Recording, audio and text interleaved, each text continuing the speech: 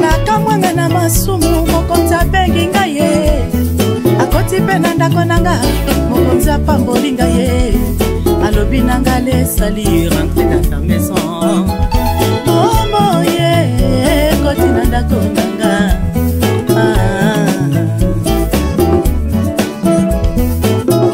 tout est possible à Dieu, tout est possible à celui qui croit ngai nakamwenga na moyibi mokonzi abengi ngai ye nga nakamwenga na koboma mokonzi abengi ngai ye nakamwenga na kindumba mokonzi abengi ngai ye nga nakamwenga na boshenge mokonzi abengi ngai ye akoti mpe na ndako nanga mokonzi apamboli ngai ye alobi nanga lesali rentre dans ta maison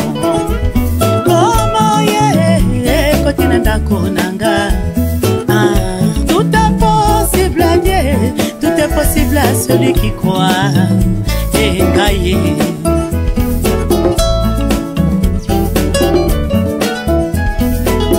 Car le Fils de l'homme était venu chercher, sauver ce qui était perdu. Le salut est individuel. L'heure viendra et est déjà venu. Pour les vrais adorateurs adoreront le Père en esprit et en vérité. Ne jugez point. Tout est possible à Dieu, tout est possible à celui qui croit ngai. Car le Fils de l'homme est vivant. T'ai-je pas dit?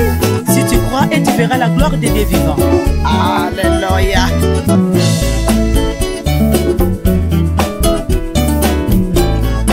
Atami salama be basope toi maye. Atami salama be basope toi maye. Otamasika emona ni moningo zali wa. Ayaya. Baba Yesu atika lelo ekokisa mie. Tina natanga te moninga oyo makomi na Nzambe.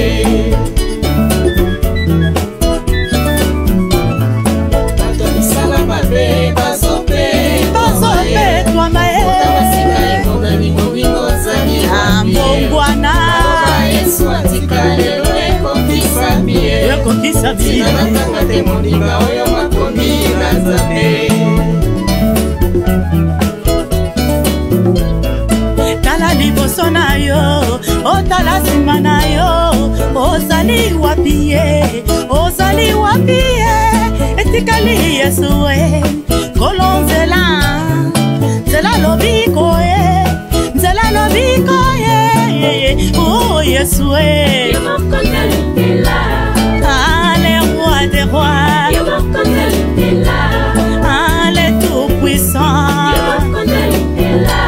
Alpha Omega e, ozali bela, yo moko ozali bela.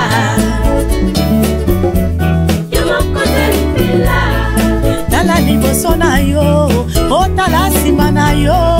Ozali wapi ye, ozali wapi ye. Etikali Yesu e, kolo nzela, nzela lobiko ye, nzela lobiko ye. Oh Yesu e, yo moko ozali bela. Le roi des rois, le tout puissant, Alpha Omega ye. Yo moko ozali bela.